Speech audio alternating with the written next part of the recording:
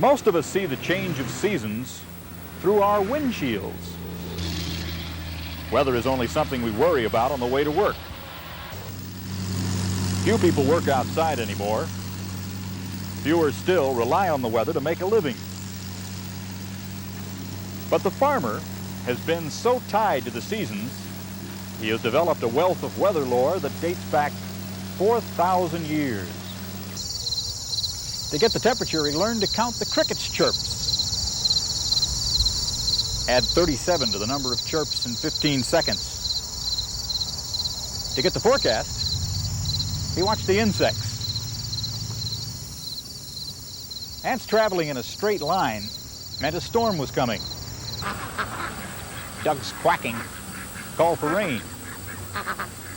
Frogs croaking, weather clearing. Spider webs floating in an autumn afternoon meant frost. Pigs carrying sticks, a blizzard. If the cow did not give milk, cold weather was ahead.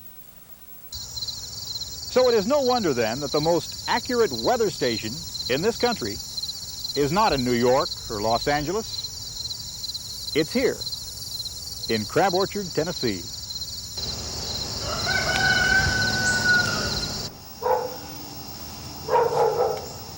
Helen Lane counts the number of August fogs to see how much snow will fall each winter. Come on, Goofy, you and Whiskers, and let's go for a field trip this morning. She also checks spider webs and woolly worms to see how cold it will get. Come on, Whiskers. She's been right 16 winters in 20 years. How much snow are we going to get this year? We could get quite a bit. I've seen 5 heavy fogs besides 2 super knife-cutting fogs. So we can get at least 5 snows and then the 2 heavier ones. Looks like it's going to be a humdinger this year. When's our first frost? Should be along about the middle or last of October, about 90 days from the time I hear my first katydid. That's when you expect frost. But I didn't happen to hear one until the 28th of July. My dad brought this tree home in a quart fruit jar about 45 years ago. It was about 12 or 18 inches high.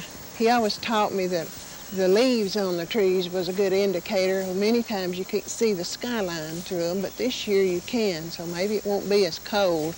But the bark is a little gnarled this year. We'll probably get some heavy snowfall. See how it's gnarled up. Many times it's real smooth if you're going to have a mild winter. What Helen Lane does is not magic.